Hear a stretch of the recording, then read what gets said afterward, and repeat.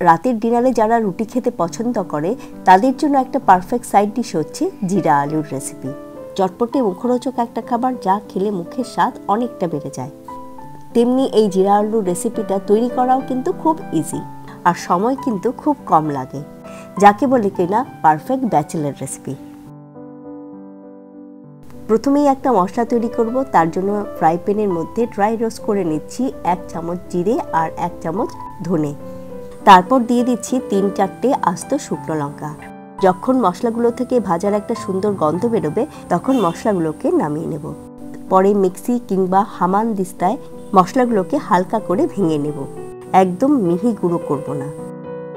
এবারে ওই ফ্রাই প্যানের মধ্যে মিডিয়াম আঁচে গরম করে নেব 1 টেবিল চামচ সর্ষের তেল। তেলটা যখন গরম হয়ে আসবে তখন আলাদা করে ওই তেলের মধ্যে ভেজে নেব 1 চামচ জিরে। গ্যাসের আঁচটা কম রেখে কয়েক সেকেন্ডের জন্য ভেজে নেব জিরেগুলোকে। তারপর আমি দিয়ে দিচ্ছি আগে থেকে কেটে রাখা 2টো মাঝারি সাইজের চৌকো করে কাটা আলুর টুকরো।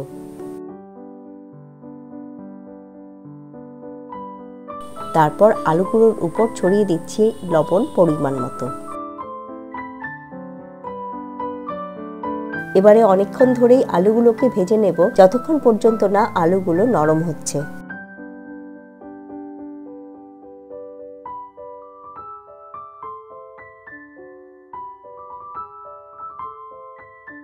আলুগুলো কিছুক্ষণ ভাজার পরে দিয়ে দিচ্ছি হলুদ গুঁড়ো 1/2 চামচ।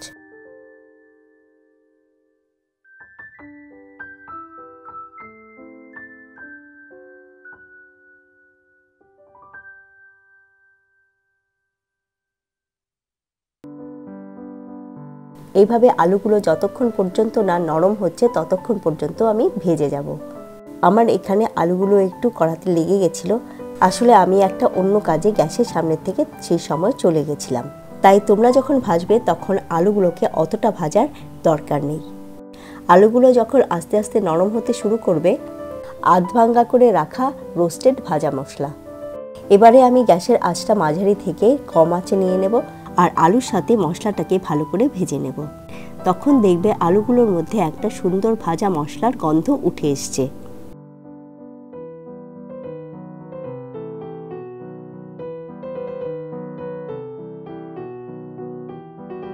এবারে প্রায় ভাজাটা হয়ে এসছে, তাই ওপর থেকে ছড়িয়ে দিচ্ছি কুচো করে রাখা ধনেপাতা।